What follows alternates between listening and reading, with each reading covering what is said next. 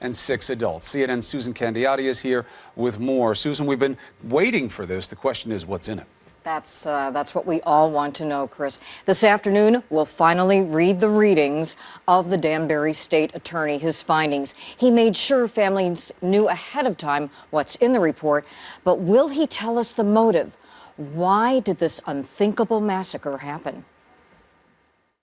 It's been nearly 1 year since the shooting at Sandy Hook Elementary School that claimed the lives of 20 children and 6 adults, not including the killer who took his own life. A chilling memory for this fragile community as they brace themselves for new information. Later today, the state attorney's office will release a summary report shedding more light on the 11-month investigation. It's expected to include a timeline of shooter Adam Lanza's movements, beginning in the morning when he killed his mother Nancy at her home, before driving to Sandy Hook Elementary School, where he blasted his way in through a glass window and fired over 150 shots from an assault rifle in about 5 minutes. A much more detailed account of the massacre, with photos and witness statements, reportedly thousands of pages long, won't be released in its entirety until sometime next year. Officials plan to edit out sensitive information before that full police report is finally issued. Also today, a court is expected to decide on the release of the 911 calls.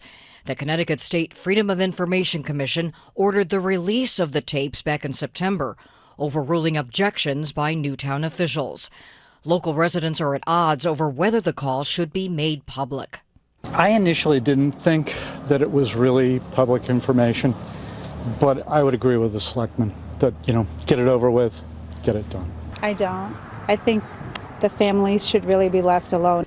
Many fear the release of new details will open fresh wounds for a community still trying to heal.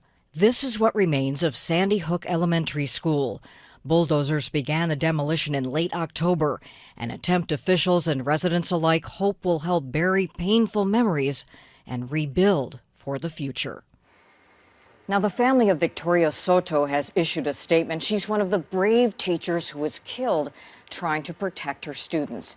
The statement reads in part, "We have read the report. No, we cannot make sense of why it happened. We don't know if anyone ever will.